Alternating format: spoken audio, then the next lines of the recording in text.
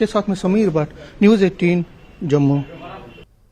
BJP के राष्ट्रीय प्रवक्ता शहजाद पूनावाला का कहना है कि देश के महत्वपूर्ण चिन्हों और संस्थाओं का अपमान करना कांग्रेस की पहचान है। वक़ार रसूलवानी के बयान से पार्टी का असली चेहरा सामने आ गया है।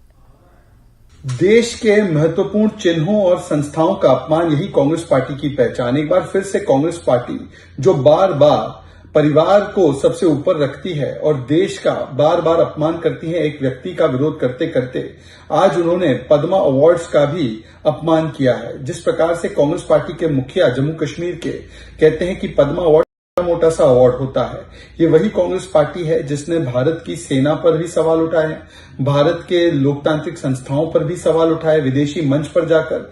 ये वही कांग्रेस पार्टी है जिसने भारत के राष्ट्रगान का भी अपमान करने का प्रयास किया है। पूर्व में उन्होंने किस प्रकार से जो हमारा राष्ट्र चिन्ह है, राष्ट्र फूल है, जिसको G20 का लोगो बनाया गया, उसका भी विरोध कांग्रेस पार्टी ने किया। जो भी हमारे राष्ट्रीय चिन्ह है, जो भी हमारे राष्ट्रीय संस्थाएं हैं, जो संवैधानिक संस्थाएं हैं, आज कांग्रेस पार्टी क्योंकि एक व्यक्ति का विरोध करती है, उस विरोध में चलते चलते इन चिन्हों का, राष्ट्र के इन संस्थाओं का भी विरोध करने उतर आई है। जिस प्रकार से अब जम्मू कश्मीर कांग्रेस के मुखिया ने, हो सकता है उनके गुलाम नबी आजाद साहब से कोई मतभेद हो और वो उनको कह सकते हैं अपनी बात, परंतु उस प्रक्रिया में जिस प्रकार से उन्होंने पद्म भूषण, पद्म विभूषण, पद्मश्री ये अवार्ड्स का एक तरीके से अपमान किया है।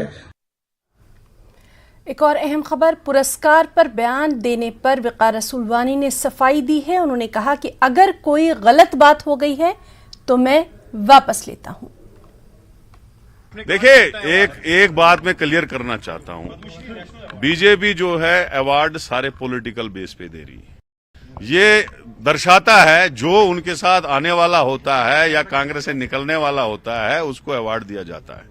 तो बाकी रहा छोटा और बड़ा अवार्ड, अगर कोई गलत बात होगी उसको मैं वापस लेता हूं। थैंक यू वेरी मच, शुक्रिया। जम्मू कश्मीर कांग्रेस सदर वक़ार रसूलवानी साफ कह रहे थे कि बीजेपी अवार्ड्स सियासी बुनियादों पर दे रहे हैं, लेकिन उनका कहना था कि अगर कोई बात ऐसी हुई हो तो वो उस बात को, अवार्ड के मुतालिक जो बात है छोटा बड़ा, उसके सिलसिले में वो अगर कोई ऐसा बयान होगा वो वापस लेंगे। एक तरीके से वक़ार रसूलवानी अब बैकफुट पे हैं, वो अपने बयान को, जो बयान उन्होंने दिया है उसको वापस ले रहे हैं, साफ कह रहे हैं। लेकिन ये भी साफ कह रहे हैं कि ये जो अवार्ड्स दिए जा रहे हैं बीजेपी गवर्नमेंट की तरफ से, उनका कहना है कि ये सियासी बुनियादों पे दे रहे हैं। तो कहीं ना कहीं वो ये कह रहे हैं कि जो उन्होंने बात कही वो सही नहीं है, वो वापस लेने के लिए तैयार हैं, लेकिन इस पे अड़े हैं कि जो अवार्ड्स दिए जा रहे हैं वो सियासी बुनियादों पे दिए जा रहे हैं। कैमरा पर्सन जहांगीर अजीज के साथ शबीर अहमद, न्यूज़ 18 श्रीनगर। और बीजेपी के वरिष्ठ नेता और पूर्व उप मुख्यमंत्री कविंद्र गुप्ता ने कहा कि कांग्रेस मोहभंग की स्थिति में है, इसलिए उसके नेता तेज तर्रार हैं। वक़ार रसूल का बयान कांग्रेस की मानसिकता को दर्शाता है। वक़ार रसूलवानी ने पद्म पुरस्कार और इस पुरस्कार को प्राप्त करने वाले सभी प्रतिनिधि व्यक्तित्वों का अपमान किया है, उन्हें माफी मांगनी चाहिए। Former deputy CM Kavinder Gupta हमारे साथ मौजूद हैं। Waqar Rasool JK PCC head Jammu Kashmir, और उनकी तरफ से जो पद्म अवार्ड, जो प्रेस्टिजियस अवार्ड है, उसकी इंसल्ट करना कैसे देखती है बीजेपी? देखिए, कांग्रेस के जो भी नेता हैं उनकी जबान किस प्रकार से चलती है ये अपने आप में एक दुर्भाग्यपूर्ण है। और थोड़े दिन पहले खड़गे ने प्रधानमंत्री जी को किस प्रकार से बोला था, इसी प्रकार से देश के सर्वोच्च जो तीसरे नंबर पे वो हमारा एक सम्मान है, उसके बारे में इस तरह का कहना कि गुलाम नबी आज़ाद ने छोटा सा सम्मान लेने के लिए वो कर दिया, ये सभी उन लोगों का निरादर है जिनको ये आज तक ये सम्मान मिला है। तो दूसरी बात, कांग्रेस फ्रस्ट्रेशन में है। खड़गे साहब जो उनके राष्ट्रीय अध्यक्ष हैं वो उल्टा बोलते हैं। इसी प्रकार से उसने प्रधानमंत्री के बारे में जो शब्द कहे हैं कि इस प्रकार के घड़ियाली आंसू बहाना, ये साफ जाहिर होता है कि कहीं ना कहीं ये फ्रस्ट्रेशन में है और अपनी जबान पे संयम रखना चाहिए और सभी देश से माफ़ी मांगनी चाहिए। एक ऐसे और हमारे साथ इस वक्त मौजूद हैं हमारे साथी समीर भट्ट।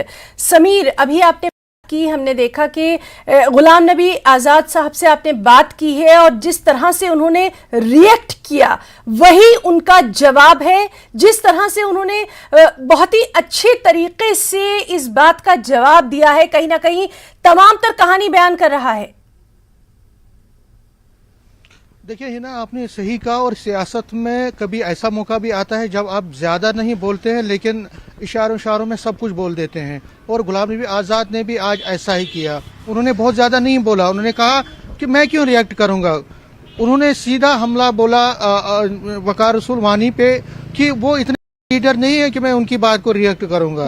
देखिए गुलाम नबी आज़ाद जो वकार रसूल वानी है, और वो कभी गुलाम नबी आज़ाद के स्टॉन्च हामी होते थे यहाँ पे। अगर वकार रसूल वानी आज किसी मुकाम पे है तो उसमें गुलाम नबी आज़ाद का एक बहुत रोल है। उन्होंने उनको वो एक म्यूनिसिपल चेयरमैन थे वहाँ बानेहाल में, वहां से उठा के उनको यूथ में और फिर कांग्रेस में एक जगह दिलवाई और फिर मिनिस्टर बनवाया। तो आज अगर वकार रसूल वानी उनके खिलाफ कोई बोलते हैं तो गुलाम नबी आज़ाद ने जिस तरह आज रिएक्ट किया, उन्होंने कहा कि एक ब्लॉक प्रेसिडेंट मेरा उस पर रिएक्ट करेगा। तो कहीं ना कहीं उन्होंने कहा कि ये जो छोटे लोग हैं ये छोटी बातें ही करेंगे, और इस तरह से उन्होंने उनको ज्यादा अहमियत भी नहीं दी और दूसरे एंगल से उनपे कटाश भी किया, हमला भी बोला। बिल्कुल। देखिए गुलाम नबी आज़ाद पे जितने हमले कांग्रेस की तरफ से आ रहे हैं, अगर हम सियासी नुक्ते नजर से देखें तो उसमें गुलाम नबी आज़ाद का ही फायदा होगा, क्योंकि एक लाइमलाइट में आ जाता है एक लीडर, और उसके बाद जब ऐसे हमले होते हैं तो ये उस लीडर के लिए एक पॉपुलरिटी का एक सूत्र भी बनता है। आप देखिए, अगर हम प्राइम मिनिस्टर नरेंद्र मोदी का देखें, जब गुजरात में ये एपिसोड्स हुए थे, दंगे हुए थे, उसके बाद लगातार उनपे हमले हुए थे, तो कहीं ना कहीं उससे जो प्राइम मिनिस्टर नरेंद्र मोदी है उस वक्त उनकी पॉपुलरिटी में दिन ब दिन इजाफा हो रहा। तो गुलाम नबी आज़ाद भी चाहेंगे कि इस तरह के हमले उन पर हों ताकि वो उनको एक पॉलिटिकल स्पेस जम्मू कश्मीर में मिले,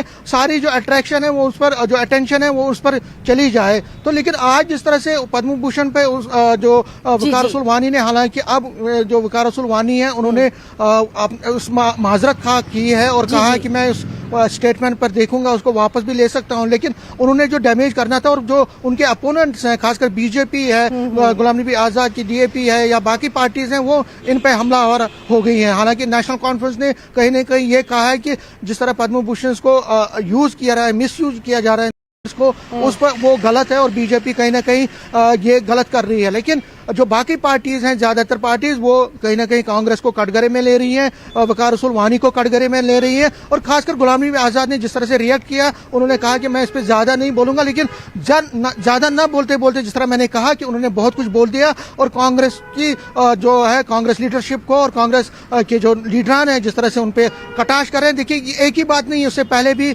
वकार रसूल वानी हो और उनके बाकी लीडरान है लगातार गुलाम नबी आज़ाद पे हमला कर रहे हैं, उनको बीजेपी की बी टीम, सी टीम से ताबीर कर रहे हैं, उनको तरह तरह के इल्जामात तराशी कर रहे हैं। लेकिन अब जिस तरह पद्म, देखिए एक इंस्टीट्यूशन है, पद्म भूषण किसी पर्टिकुलर पार्टी का नहीं है। जब कांग्रेस था उसमें भी पद्म भूषण दिए जाते थे, अवार्ड्स दिए जाते थे, तो ये पॉलिटिक्स से ऊपर है उसका। लेकिन जिस तरह से कांग्रेस ने इसको मिसयूज किया और कांग्रेस ने जिस तरह इसको सियासी हथकंडे के तौर पर इस्तेमाल करने की कोशिश की है, कहीं ना कहीं जो नेशनलिस्ट समीर आपसे ये भी हम जरूर जानना चाहेंगे, जो कि आप वहां पर मौजूद हैं, बीजेपी का रिएक्शन भी लगातार हमारे पास आ रहा है, और कवेंद्र गुप्ता बहुत ही वरिष्ठ नेता है बीजेपी के, उन्होंने भी साफ तौर पर इसकी निंदा की है। सबसे अहम ये कि गुलाम नबी आज़ाद एक ऐसे कदावर लीडर रहे हैं, पॉलिटिकल लीडर रहे हैं, जो कि तमाम तर सियासी पार्टियों में जिनकी अपनी एक मकबूलियत रही है, और अब इस तरह के बयानात जो सामने आना, कहीं ना कहीं बीजेपी जो है वो भी इस पर सख्त रिएक्ट कर रही है।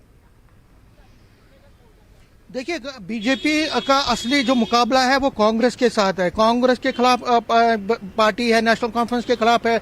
अगर कांग्रेस और नेशनल कॉन्फ्रेंस या पीडीपी में कोई गलती होती है, कोई ऐसे स्टेटमेंट आते हैं, तो जाहिर तौर पर जो बीजेपी है वो इसको बुलाने की कोशिश करती है। और दूसरी पॉइंट यहाँ पे देखना पड़ेगा, क्योंकि गुलाम नबी आज़ाद ने कांग्रेस छोड़ी है, और अगर कल इलेक्शन भी होते हैं तो कांग्रेस को सबसे ज्यादा डैमेज गुलाम नबी आज़ाद करेंगे, क्योंकि जो कांग्रेस जो नॉन बीजेपी वोट है उसमें सेन लगाएंगे। कांग्रेस भी ये जानती है, इसलिए कांग्रेस उन पे हमलावर है, उनको बीजेपी का बी टीम से ताबीर करती है, ताकि उनका ये मानना है, उसका ये जोर है इस पर है कि कहीं ना कहीं अगर कल इलेक्शन होते हैं तो जो नॉन बीजेपी वोटर जो कांग्रेस के साथ था, अगर वो आज़ाद के साथ जाएगा तो उसको नुकसान होगा, तो वो उसको वापस अपने खीमे में लाने की कोशिश कर रहा है। इसलिए गुलाम नबी आज़ाद पे हमला कर रहा है, ताकि वो जो वोटर है, कल अगर वो सोचता है कि मैं गुलाम नबी आज़ाद वोट दूंगा तो कांग्रेस का वोट कमजोर हो जाएगा, कांग्रेस कमजोर हो जाएगा, तो उस वोटर को फिर वापस लाने की कोशिश कांग्रेस की तरफ से हो रही है। और ये देखिए एक सियासत है, सियासी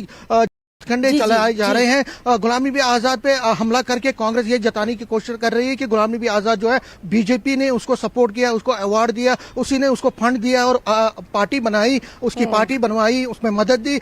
इससे क्या होता है कि वो बदनाम करने की कोशिश कर रहे हैं गुलाम नबी आजाद को, और ताकि जो नॉन बीजेपी वोटर, जो कांग्रेस का कभी वोटर होता था, वो गुलाम नबी आजाद के पास ना जाए। अगर वो बीजेपी के साथ नहीं जाएगा, लेकिन अगर वो गुलाम नबी आजाद के पास भी जाएगा कल, तो उससे कांग्रेस को नुकसान हो जाएगा। तो उस वोटर को वो वापस खींचने की कोशिश कर रही है। और अगर आपने देखा तो वकार रसूल वानी के साथ साथ जितने भी पार्टी के लीडरान हैं यहाँ जम्मू में और श्रीनगर में, जब भी वो कुछ बोलते हैं तो गुलाम नबी आजाद को वो निशाना करते हैं। लेकिन गुलाम नबी आजाद उस पर ज्यादा रिएक्ट नहीं कर रहे हैं, क्योंकि उनका ये कहना है कि वो ज्यादा रिएक्शन इसलिए नहीं देंगे क्योंकि जो स्टेट के, जो जे.एंड.के यूटी के कांग्रेस लीडरान है, उनको सबको ज्यादातर लोगों को उन्होंने बनाया है, उन्हीं को पद दिलवाए हैं, उन्हीं को स्टैचर उनका बढ़वाया है। तो मैं उस पर रिएक्ट नहीं करूंगा। बिल्कुल मेरे लिए बिल्कुल वो सब समीर, और सारे दूसरी जो है- पार्टियों का और किसी पॉलिटिकल लीडर का कोई रिएक्शन इस वक्त अगर आप बताना चाहें?